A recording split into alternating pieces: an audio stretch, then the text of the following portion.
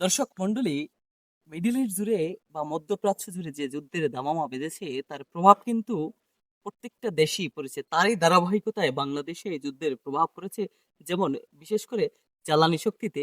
আর এই জ্বালানি শক্তিতে প্রভাব পড়লেই এই যেন বাংলাদেশের ব্যবসায়ীদের একটা সিন্ডিকেটের ধারা অব্যাহত থাকে। তেমনি ভাবেই কিন্তু এই বাংলাদেশের প্রত্যেকটা ব্যবসায়ীরা সিন্ডিকেট শুরু করেছে। যুদ্ধের প্রভাবে যতটা এই বাংলাদেশে প্রভাবে আহ, জ্বালানি শক্তিতে প্রভাব না এসেছে ওই সিন্ডিকেট ব্যবসায়ীদের কারণে কিন্তু অতটা প্রভাব বেড়েছে।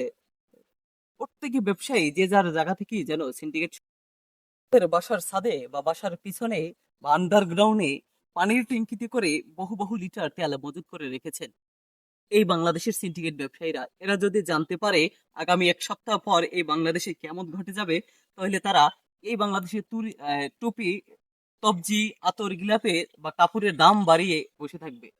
চিন্তা করেন বাংলাদেশের ব্যবসায়ীদের কি অবস্থা।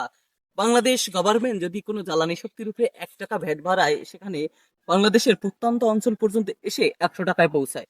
প্রিয় দর্শক মন্ডলী, আজকে এ পর্যন্তই। আবারও দেখা হবে নতুন আরো একটি ভিডিওতে। এতক্ষণ ভালো থাকবেন, সুস্থ থাকবেন। এই ভিডিও যদি ভালো লাগে লাইক কমেন্ট শেয়ার করে অন্যকে দেখার সুযোগ করে দিবেন। আল্লাহ হাফেজ।